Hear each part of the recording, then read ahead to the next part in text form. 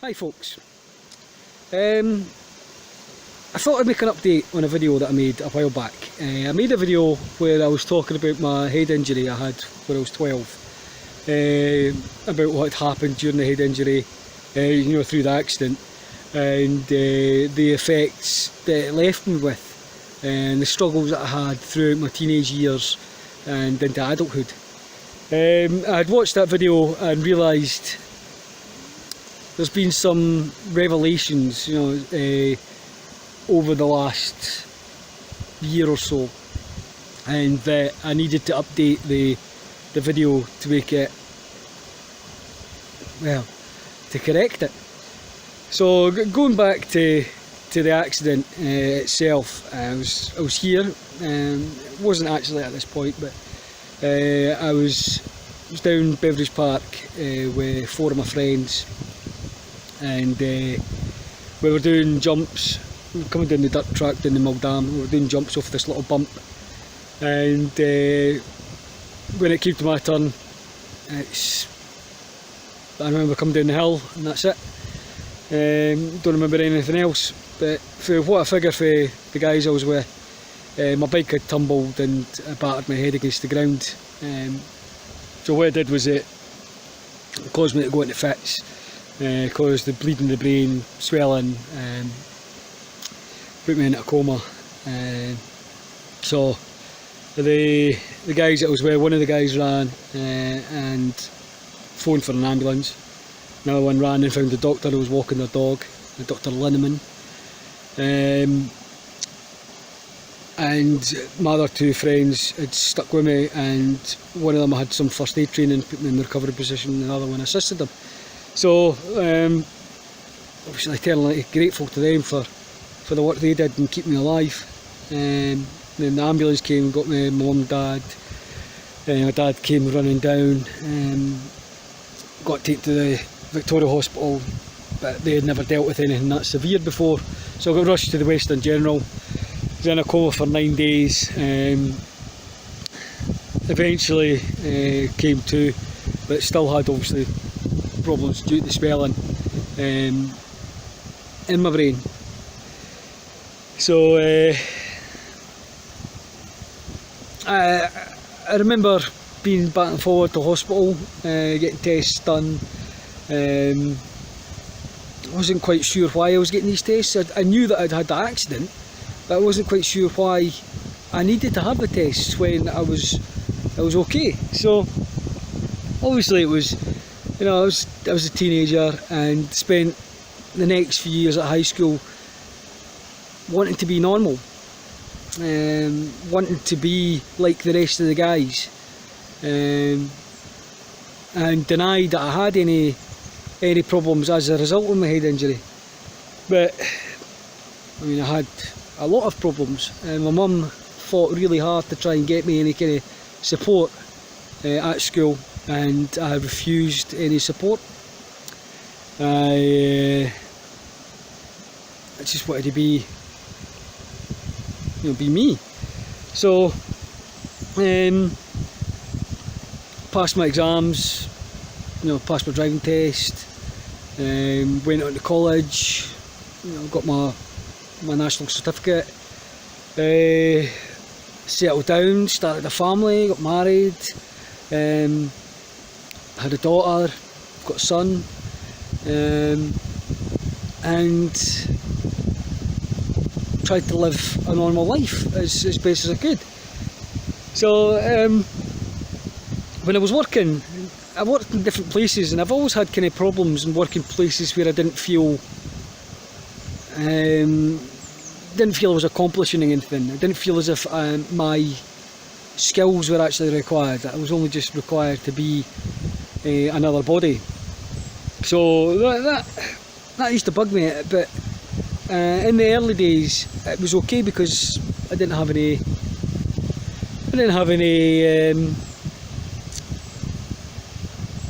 anybody depending on me. So worked as an upholsterer. Loved that job immensely. The feeling of standing back after you've done a piece of furniture and looking at it and think to yourself, wow, I've done a good job there. You know, seeing it the way it was before and then the way you've made it afterwards was just, it was great. And I loved that job so much, but I got made redundant from there, knackered my knee operations, blah blah blah. So I went through a bit of kind of depression then as well. Like self-harming, was battering my knee with a mallet because I was frustrated that the doctors wouldn't do anything about it. So eventually they did do something about it. A great surgeon called Mr. Walmsley seen what the problem was, got it fixed. Great, you know. So my aim was to get back into work again. So I started working at Amazon, and I started at Amazon with the thought of, well, I'll do this until I find somewhere else. And then I got stuck. I got stuck in this kind of rut. You know, I had the money coming in, which was great. You know, supporting the family, go places, things like that. It was good. But I didn't feel as if I was getting anything, any kind of any kind of reward for myself out of it apart from money. So I went to another place and it didn't work out, so I went back to Amazon as a temp, which was the worst thing I could have done in my, you know, because I went back there as a temp. I was getting paid temp wages, but because I had all the knowledge and skill of of a manager, I was doing the work of a tier 3, but I was only getting paid the wages of a tier 1 or tier 1 temp, so not even the highest wage for a tier 1.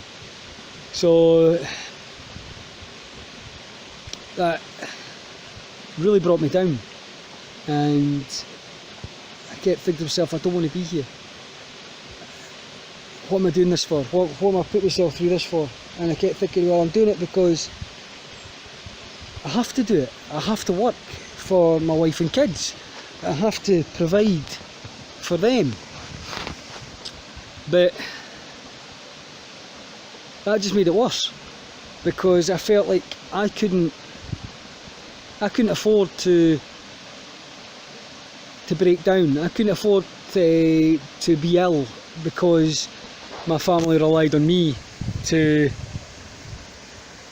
you know, to pay the bills. And then I started trying, you know,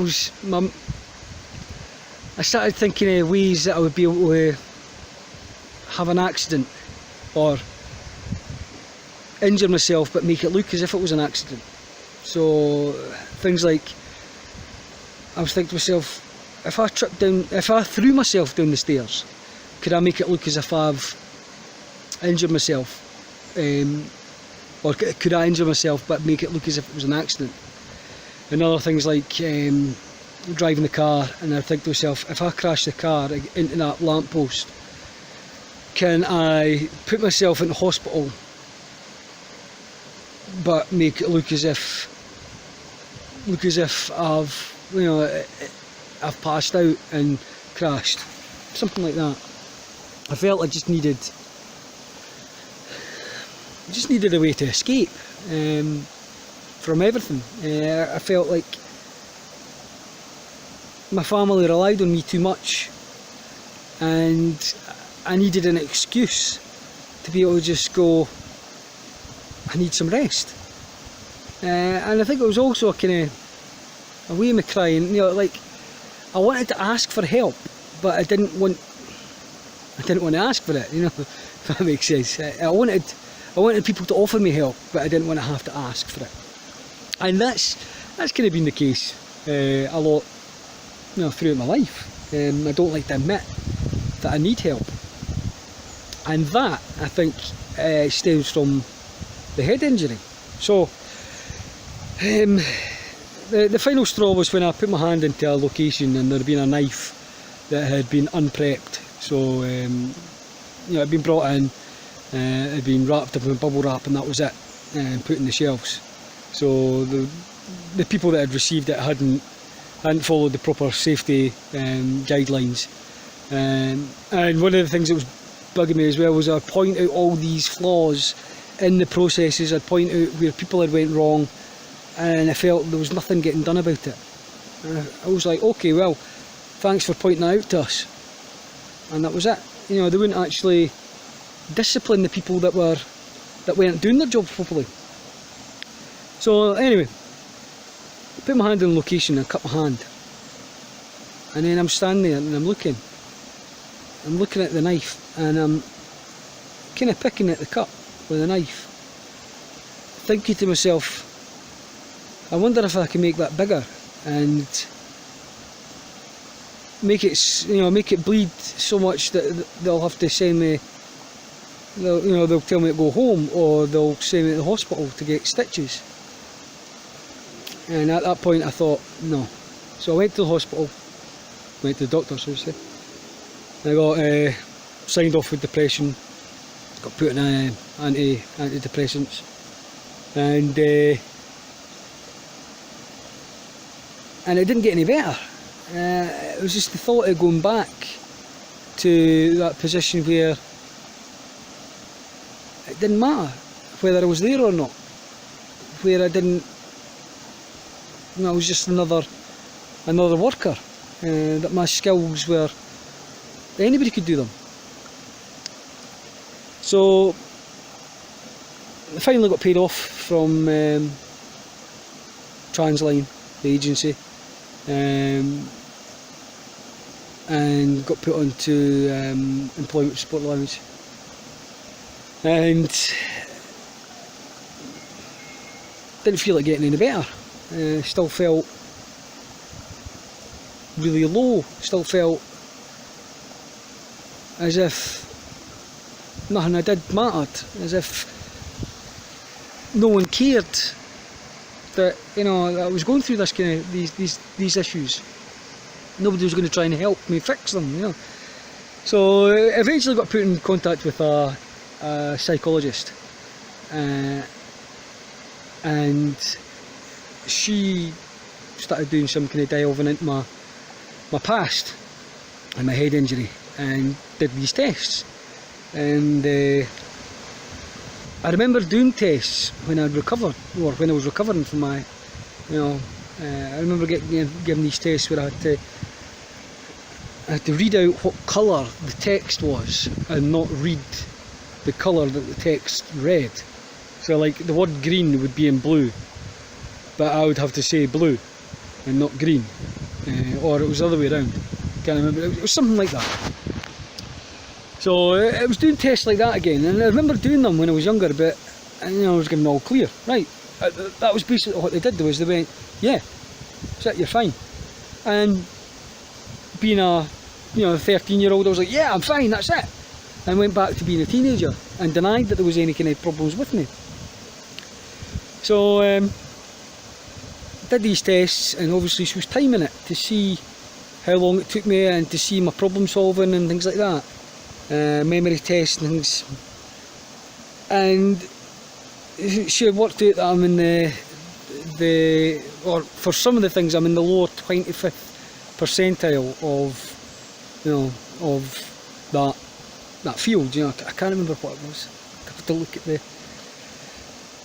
to look at the letter, because I got her to write it all down for me because my memory's crap. So other places that said I did quite well, especially for somebody who suffered a head injury, that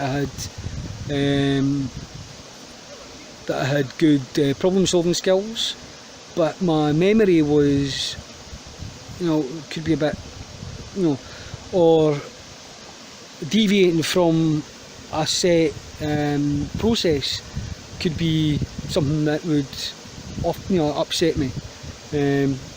So she went into all that, but it was, it's been because of this, the anxiety and depression, that I've finally kind of come out and saying that, yeah, I do still have problems as a result of the head injury, but the problems that I have aren't going to be so severe as to stop me from living a normal life. So that's what I tried to get at the end of the last video, was that even if you have been left with issues as a result of an injury, you can still live what can be a normal, what do you call it, that life. So it's just now trying to get myself in a position where I know what problems I have and know the ways around these problems, because I've 24 years I've done well to work with these problems. In fact, 26 years, sorry. I've done well to learn coping mechanisms for these problems, but there's still obviously issues that I have that I need to try and find ways to get around. So I might not have a job where I feel appreciated and I feel fulfilled, but who cares? I'm getting money for it. And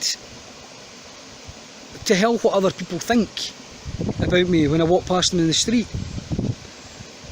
The opinions that really matter are those of my wife and my kids, and the opinion they've got of me, they've got a great opinion of me. So that itself is the one thing that I've been focusing on over the last year and a half, is that everything else I might feel that I've not succeeded in. I might feel that I haven't gotten the job that I could have had.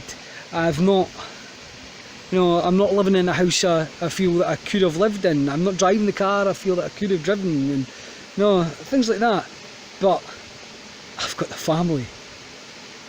I've got the family that look up to me, that are proud of me, and I'm proud of them, and that's what matters. And that's what's keeping me going.